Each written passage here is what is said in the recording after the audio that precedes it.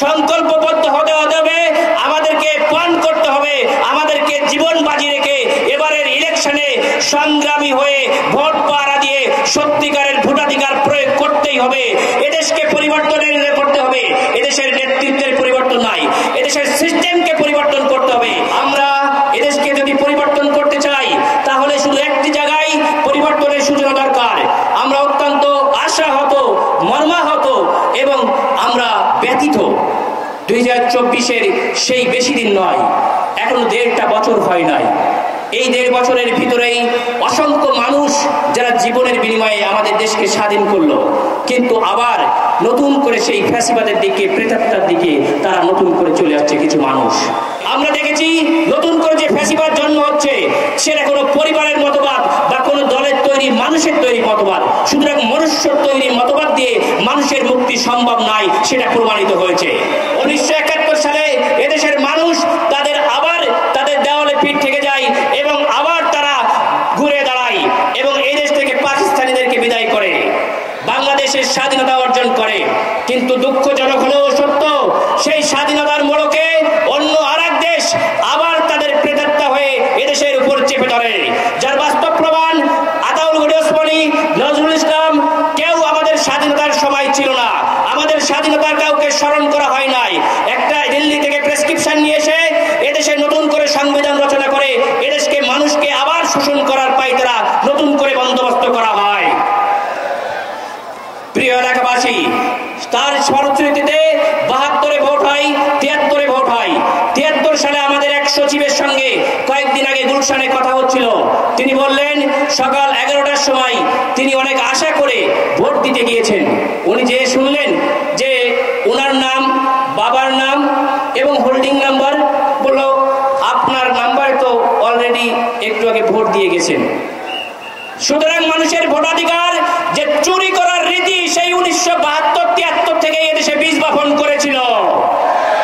বাত ব্যথা, প্যারালাইসিস কিংবা আর্থ্রাইটিস, আধুনিক ফিজিওথেরাপি ও পুনর্বাসন চিকিৎসায় নির্ভরযোগ্য নাম ডিপিআরসি।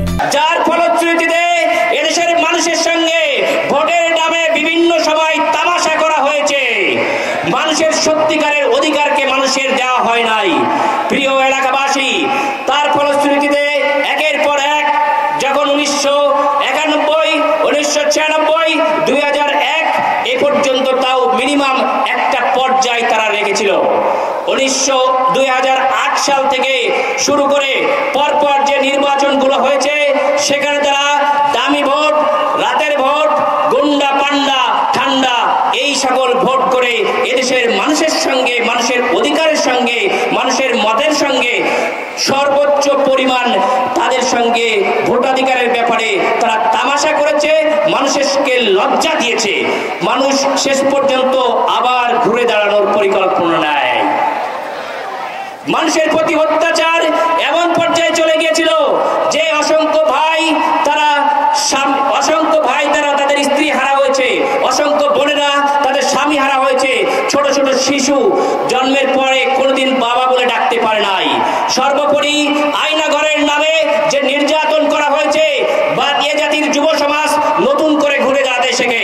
প্রিয় এলাকাবাসী, তারই ফলশ্রুতিতে 2024-এর 5ই আগস্ট এদেশে নতুন করে আবার যুব সমাজ স্বপ্ন দেখতে শুরু করে।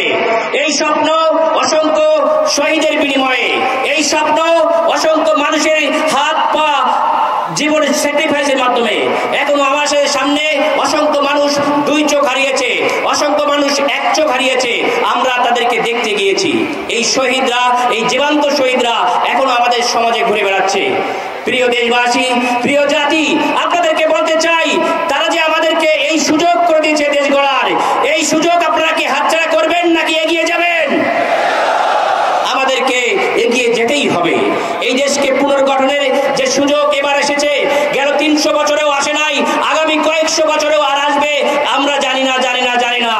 সুতরাং আমাদেরকে সংকল্পবদ্ধ হতে হবে, আমাদেরকে পণ করতে হবে, আমাদেরকে জীবন বাজি রেখে এবারের ইলেকশনে সংগ্রামী হয়ে ভোট পাড়া দিয়ে সত্যিকারের ভোটাধিকার প্রয়োগ করতেই হবে। এদেশকে পরিবর্তনের করতে হবে, এদেশের নেতৃত্বের পরিবর্তন নাই, এদেশের সিস্টেমকে পরিবর্তন করতে হবে, যুব সমাজকে এগিয়ে আসতে হবে, যুব সমাজকে সঙ্গে নিয়ে এদেশকে ইনশাআল্লাহ। প্রিয় এলাকাবাসী, আমরা এদেশকে যদি পরিবর্তন করতে চাই তাহলে শুধু একটি জায়গায় পরিবর্তনের সূচনা দরকার। আমরা অত্যন্ত আশাহত, মর্মাহত এবং আমরা ব্যথিত। 2024-এর সেই বেশি দিন নয়, এখনো 1.5 বছর হয় নাই। এই 1.5 বছরের ভিতরেই অসংখ্য মানুষ যারা জীবনের বিনিময়ে আমাদের দেশকে স্বাধীন করলো, কিন্তু আবার নতুন করে সেই ফ্যাসিবাদের দিকে, প্রেতাত্মার দিকে তারা নতুন করে চলে আসছে কিছু মানুষ। এর একমাত্র কারণ শুধুমাত্র নেতৃত্বের পরিবর্তন, সৎ, দক্ষ, যোগ্য নেতৃত্ব তৈরির কারখানা নাই বলে তারা সেই পুরনো মতবাদকে প্রচার করতে চাচ্ছে। কিন্তু বাংলাদেশে জামায়াত ইসলামী, ইসলামী ছাত্র শিবির এদেশকে সত্যিকারের স্বাধীনতা, সার্বভৌমত্বের স্বাদ গ্রহণ করার জন্য আমরা যে পথ, যে মত, যে জীবন আদর্শ ধারণ করেছি, সেই পথ হলো রাসূল করিম